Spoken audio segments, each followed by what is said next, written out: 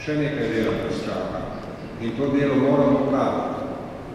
Praviti ga moramo v skrbnem sodelovanju med Slovenijo in Hrvaško in opraviti ga moramo v dobro ljudi, ljudi od mej, ljudi v Sloveniji na Hrvaškem in v korist ljudi, dobro ljudi vse Evrope.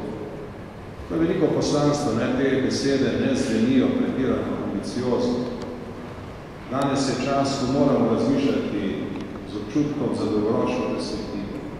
Nismo še opravili vsega dela, še nas čaka nekaj pravil, nekaj malo, verjamem, da smo na dobri poti in dajmo, potrudimo se, da bomo naše aktivnosti uspešne.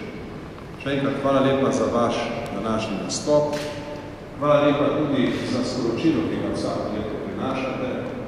Vse dobro vam želim in seveda ljubljam vam, da se bom po svojih možeh potrudil, da bi slovensko-hrvaški odnosi še naprej napredovali. Hvala lepa.